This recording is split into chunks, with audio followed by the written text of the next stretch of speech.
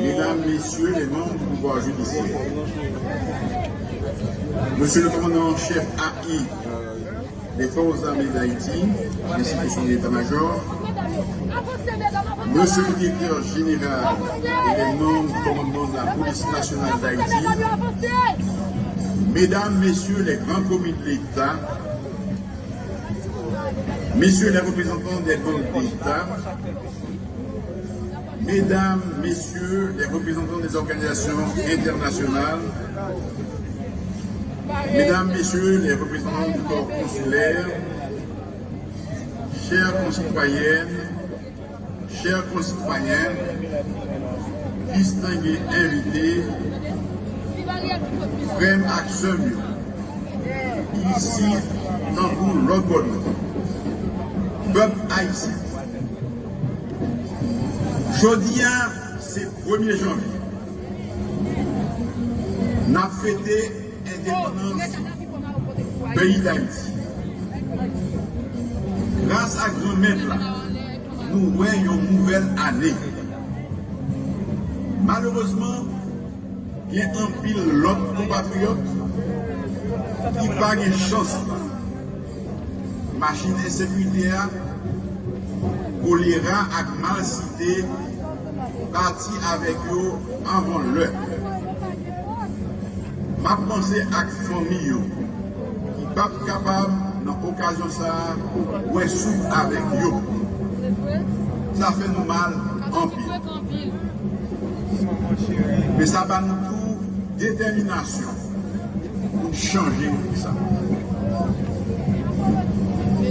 Pour tout le monde qui est tombé dans de mauvaises conditions, demandez-nous, s'il vous plaît, faire un petit moment de silence dans la mémoire. En campé dans la mémoire.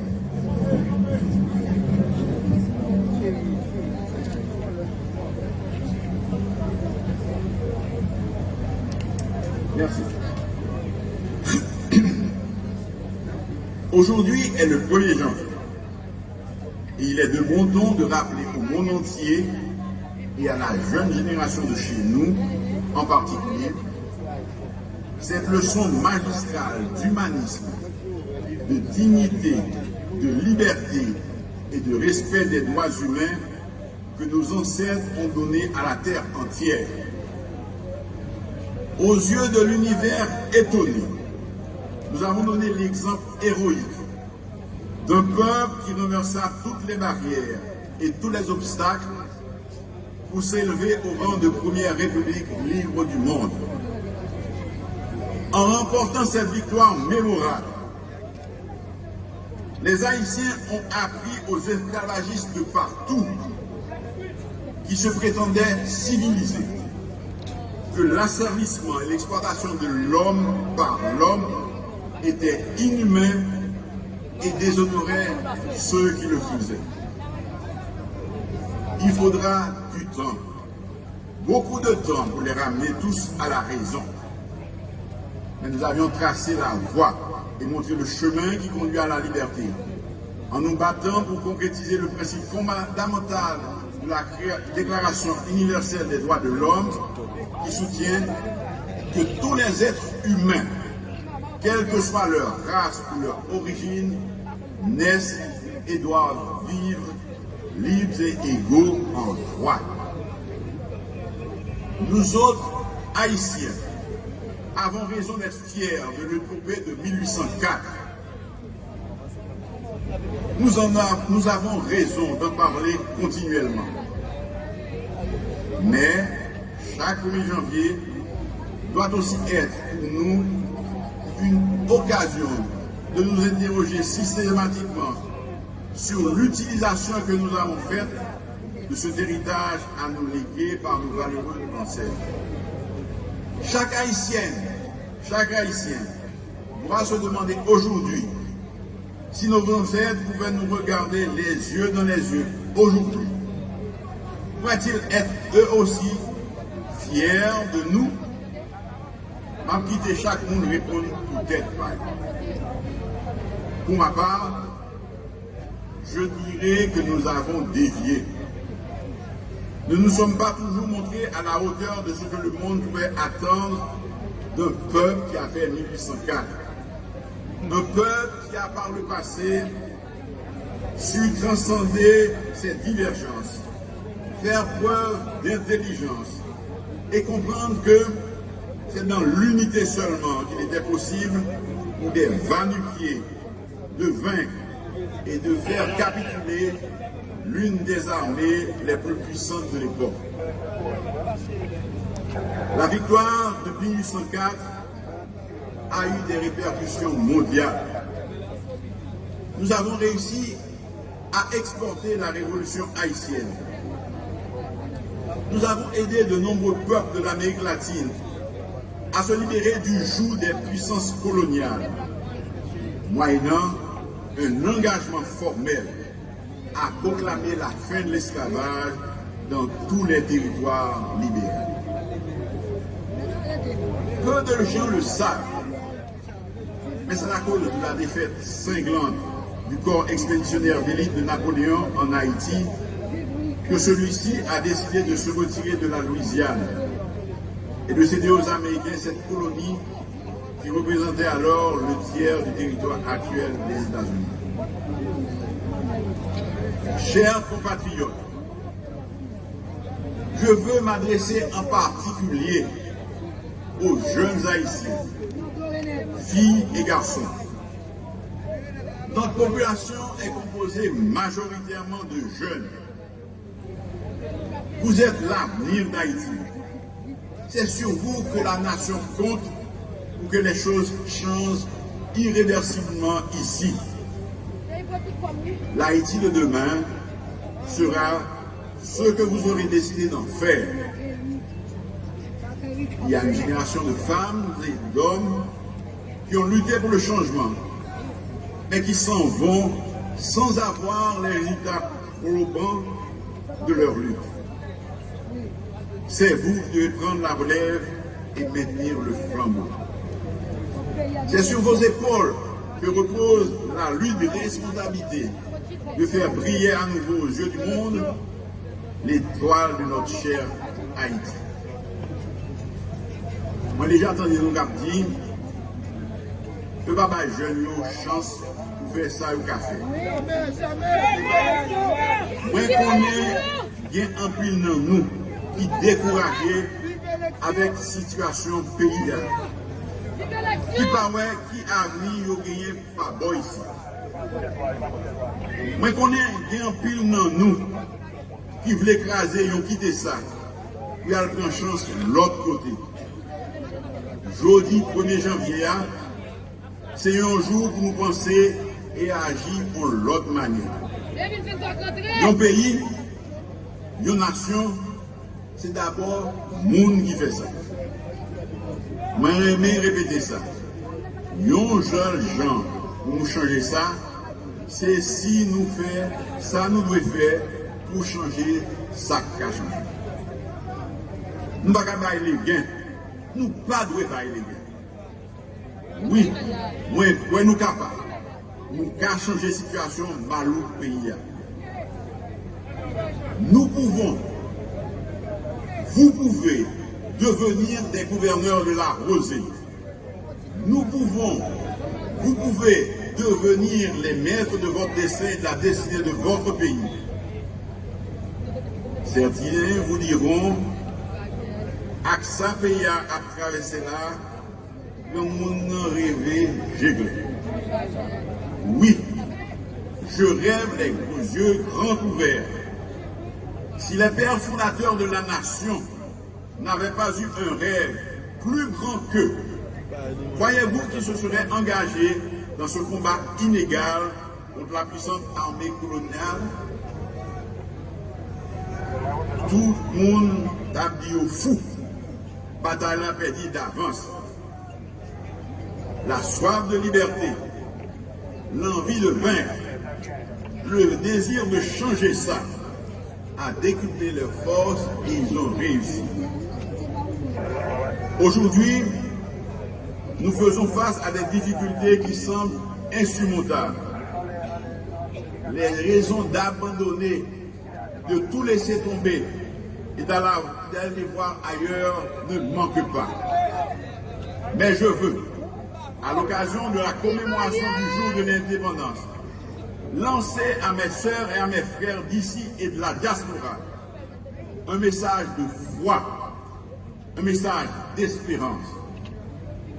Parce que j'ai foi dans notre capacité à faire taire nos divergences. Parce que j'ai foi en notre capacité à mettre en divergence. Parce que j'ai foi en notre capacité à mettre en parenthèse nos égos et nos intérêts individuels.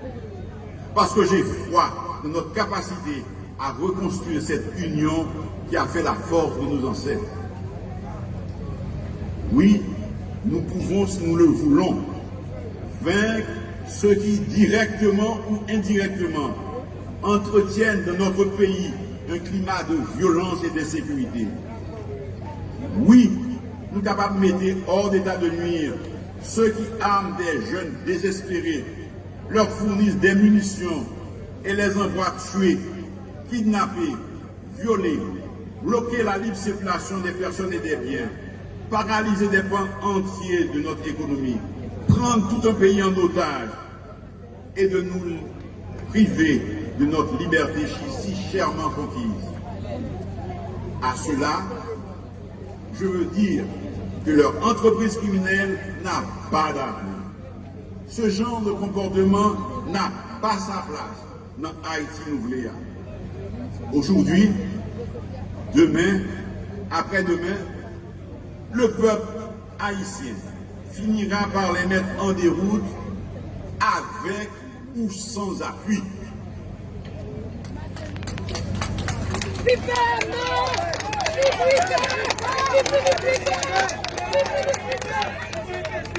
Je saisis l'occasion pour dire à toutes celles et à tous ceux qui se sentent confortables dans cette situation intolérable que peuple haïtien en bouquet. Libre pour ça changer et pour ça changer tout de suite. Peuple haïtien m'a dit encore, l'ouvrez nous, prends conscience. Police noire, malgré un pile j'ai folie fait et un pile victoire lui remporté, l'immunité dans le moyen pour le décafé plus. Peuple haïtien m'a dit encore, l'ouvrez nous. Comprends ça, nous m'a dit nous. La police là a fait un pile fort. Il a remporté un pile victoire.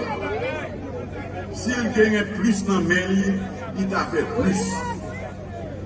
Peuple haïtien m'a dit encore, l'ouvrez nous.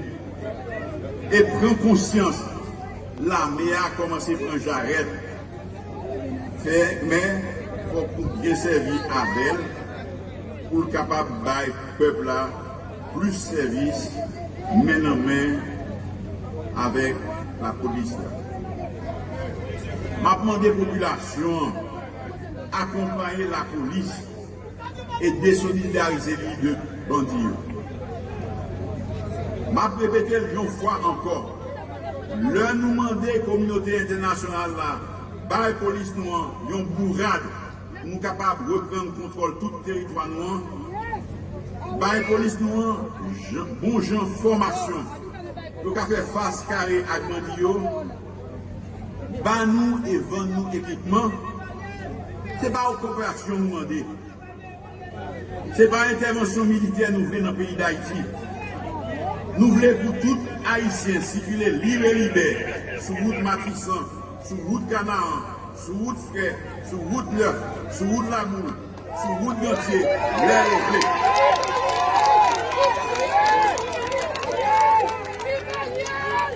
Ce n'est pas un groupe politique qui nous venir renforcer. Nous voulons pour ça, bagaille la fête, nous l'autre gens, et permettre les amis qui viennent aider nous à aller, force sécurité nous capables de continuer à faire ce job là sans problème.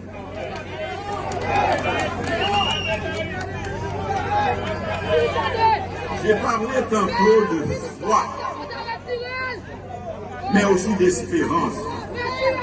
Parce que j'ai bon espoir que nous allons enfin voir le bout du tunnel. Au cours de l'année de la belle amour humaine, une chose qui paraissait quasiment impossible, il y a encore quelques semaines, vient de se concrétiser.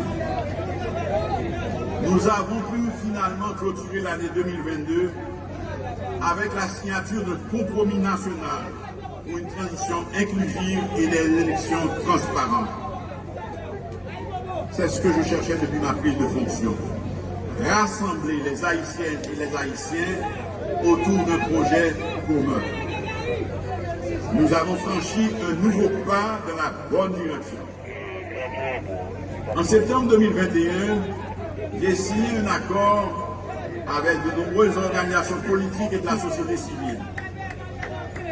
Mais avec les signataires de ce nouvel accord, nous avons élargi le consensus dans l'intérêt de notre pays pour une sortie durable de la crise multidimensionnelle que nous traversons.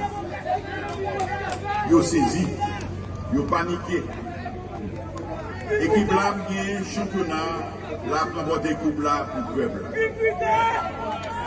C'est pour cette raison que nous avons choisi d'aller vers les autres en prenant une approche participative. Nous avons cru nécessaire de prendre le temps qu'il fallait pour essayer de convaincre les uns et les autres que nous partageons le même amour pour notre pays et que c'est ensemble que nous devrions œuvrer pour nous en sortir. Le secteur privé des affaires, qui habituellement ne souhaite pas être en première ligne dans les questions politiques, a compris la nécessité du moment et s'est volontairement joint à cette démarche. Ils ont signé ce pacte en grande majorité et nous espérons convaincre la frange restante. Il en va de même pour la société civile qui représente un secteur important de la vie nationale, qui a fait choix d'un des leurs pour le représenter dans toute sa diversité. Les partis politiques ont transcendé, ils ont réussi un pari difficile. Dans un élan national, ils ont fait le consensus en désignant une personnalité de premier plan. Hier soir, nous faisons un conseil des ministres pour valider le document compromis national et nous voyons dans le journal officiel pour publication. Nous adoptons tout arrêté qui constatait création au conseil de la tradition et qui a publié tout dans le journal officiel. Jean Santé prévoit nos 3 personnalités sectorielles qui choisir. Dans ce semaine-là, nous avons pour l'installer officiellement. Et nous allons travailler main dans la main avec le gouvernement. Nous avons tout pour nous dire plus devant. Pour nous former organe de contrôle là et nous penser à tout le monde qui voulait. L'autre va venir joindre nous dans la route. Nous avons des places pour eux dans la machine là. Mais nous avons avancé pour nous avec les gens qui voulaient avancer.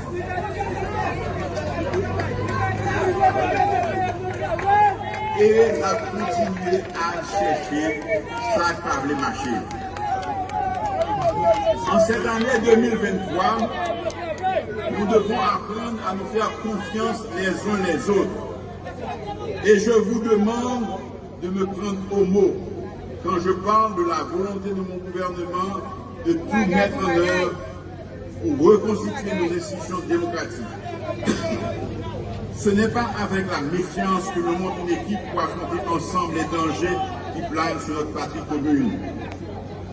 Avec le gouvernement, nous avons dit que l'année 2023 sera l'année qui devra nous conduire vers des élections libres, inclusives et transparentes. Car les élections constituent un passage obligé pour restituer le pouvoir à des élus choisis en toute connaissance de cause et avec discernement par le peuple haïtien. Je le redis, le palais national sera occupé par un président élu librement par le peuple haïtien. Nous pas des politiques.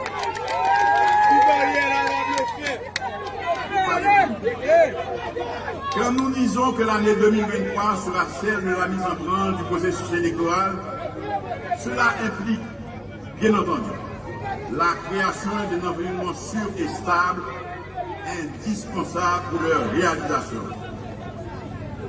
Cela implique qu'un terme soit mis aux exactions des gangs armés et à l'insécurité en général. Cela implique que la loi doit prévaloir sur toute l'étendue du territoire. C'est la priorité numéro 1 pour les premiers mois de cette année. Nous avons l'intention sur toute l'étendue du territoire. C'est la priorité numéro 1 pour les premiers mois de cette année. Nous avons l'intention de mener de front plusieurs initiatives. Le système judiciaire devrait voir la Cour de cassation remise en état de fonctionnement avec un effectif suffisant de juges. Un conseil électoral sera mis en place. Il y aura avantage de planifier, de proposer au gouvernement un calendrier raisonnable pour l'organisation des prochaines consultations populaires.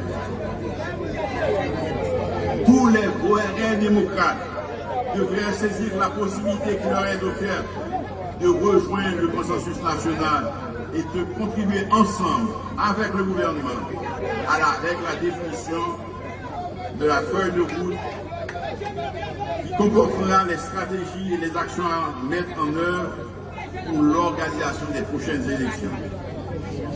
Nouvelle élection doit être faite sans passe-partout dans la transparence.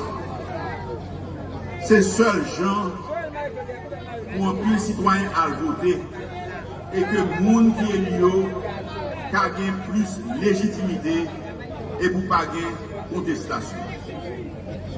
Je réitère devant vous mon engagement à ce qu'aucun camp ne soit favorisé. C'est ensemble nous mettons toute structure en place sans force côté pour tout le monde capable de faire confiance. Dans tête ensemble, nous avons fait un pile bagaille au pays d'Haïti. Je m'invite tout le monde à venir participer dans le gros concours. Chers compatriotes, nous avons un pile posé pour nous parler sur l'affaire économique payable, sur l'affaire la vie chère, sur l'affaire production nationale, sur l'affaire création d'emplois, et liste non longue. Mais pas que nous plus longtemps. Mais pas qu'à finir sans pas remercier quelqu'un à quelques institutions, ni tout, sans pas dire nous, sans souhaiter nous tous aller ça. M'envoyer en bouche beaucoup de chapeaux par tout mon gouvernement. Ça, qui était accepté dans une période si difficile, embarqué dans l'aventure ça avec. Ils ont pris un pile risque. Ils ont fonctionné avec un pile stress, un pile pression, souvent sans moyens. Bien qui subit gros attaques contre vie, contre bien, avec bien famille. Sacrifice nous, pas pour nous baisser. Nous gagnons pour nous joindre résultat parce que nous pourrions passer nous plus loin des vivants ce pays. Nous avons beaucoup de chapeaux pour tous collaborateurs nous dans tout niveau de l'administration publique. Mais pensez en particulier avec tout membre de force sécurité nous qui prend un risque tous les jours pour protéger nous et empêcher bandits de faire la dernière. mais capable, même pas qu'à plier, femmes et garçons qui sont engagés dans la politique et qui subissent en pile dans le dernier temps. Ils ont menacé, ils ont fait oppression, ils ont voulu cailloux, ils ont arrivé même trouiller. M'a dit, pas décourager, bon courage, parce que le pays a besoin de monde qui a conviction, monde qui paraît pour bataille pour lui. Mais je voulais remercier aussi Atisio qui a performé aujourd'hui. Merci en peine. Mais remerciements vous aussi à nos amis de la communauté internationale qui tout au long de cette année nous ont accompagnés. Un mot spécial pour le secrétaire général des Nations Unies, M. Antonio Guterres, qui a relayé avec célérité et vigueur notre requête d'un appui robuste à la police nationale. Pour la secrétaire générale adjointe, Mme Amina Mohamed, qui n'a pas raté une occasion pour sensibiliser les pays qui le peuvent sur l'urgence à venir en aide à notre pays dans le respect de la cause que nous avons choisie. Pour l'équipe de la BINU qui a contribué efficacement en toute discrétion à la concrétisation du compromis national.